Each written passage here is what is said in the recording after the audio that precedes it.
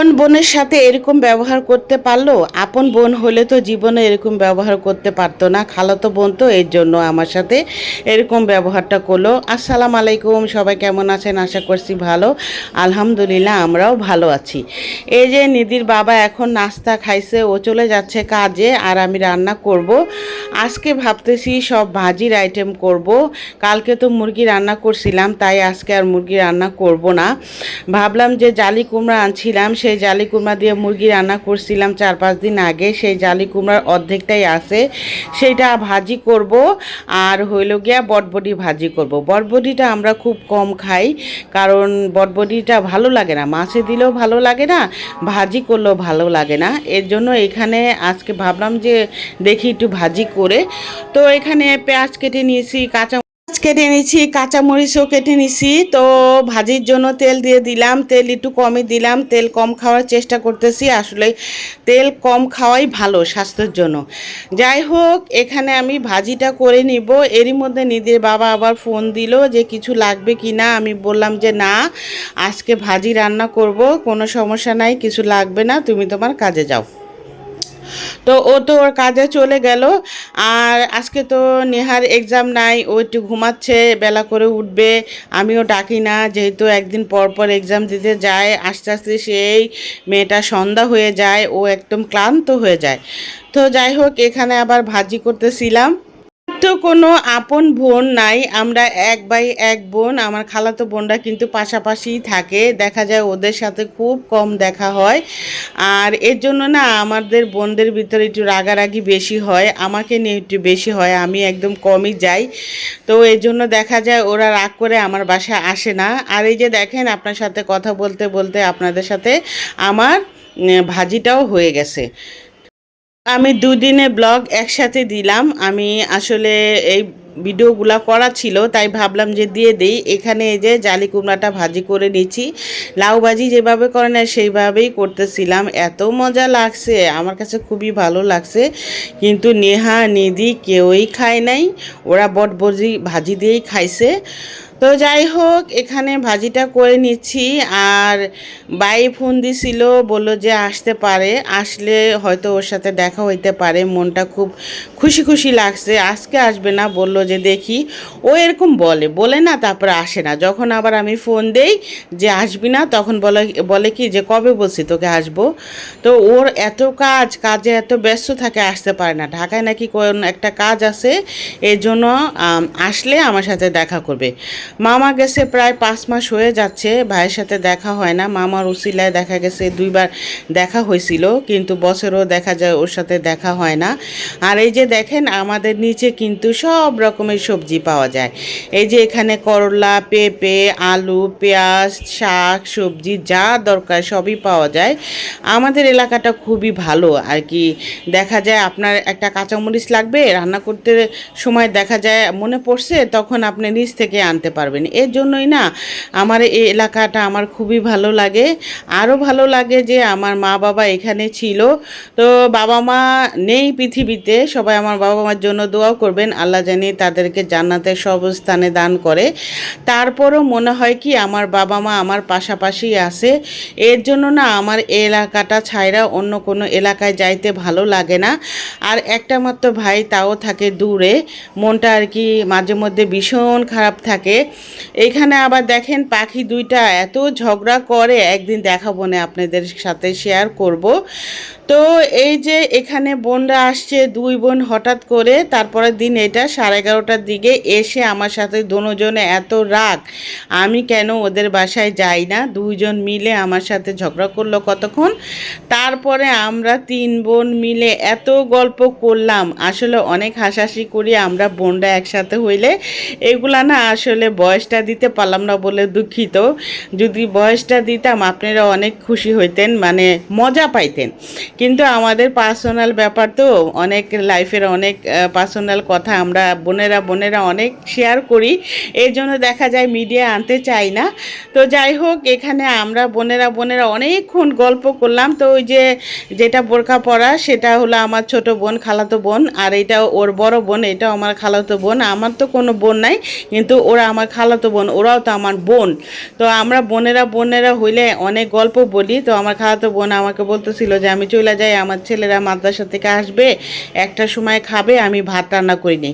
আমিও গল্প করতে করতে রান্না বান্না একদম কিছু করিনি। এই যে এরই মধ্যে ও রেডি হয়ে নিছে, ও চলে যাবে।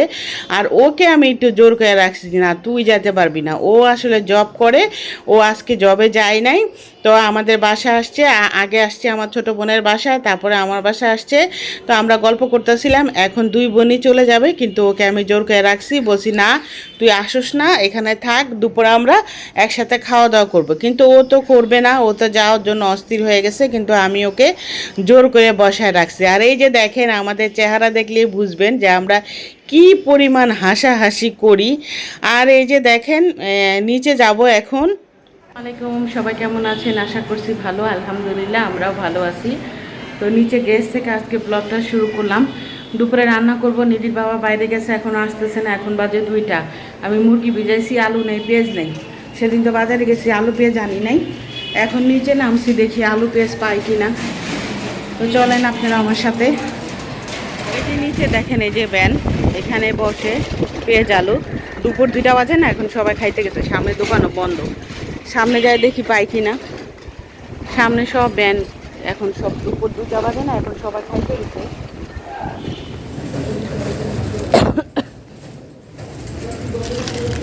এই যে দেখেন,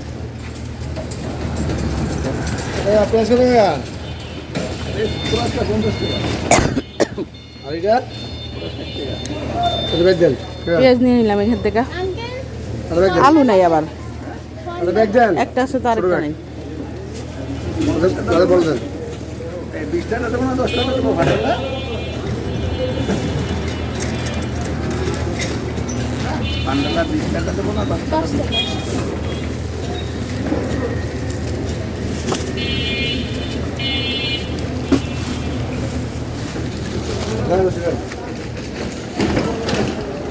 পেঁয়াজ নিয়ে নিলাম, সামনে যাই দেখি আলু পাই নাকি।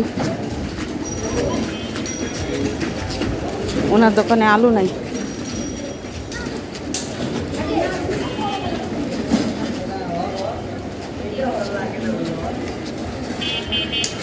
দোকান তো বন্ধ।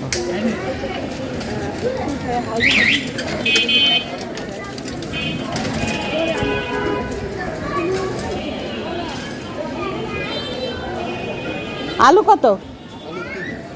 আলু দেন আমারে, 2 কেজি দেন। এখান থেকে আবার আলু নিলাম, 50 করে নিলাম।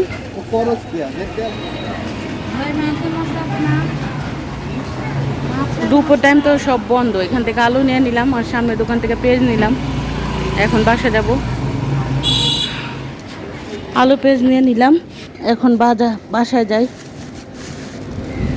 আসলে নিতির বাবার জন্য আমার দেরি হয়েছে, ও গেছে বাইরে, ওর তো দেরি হইতেই পারে।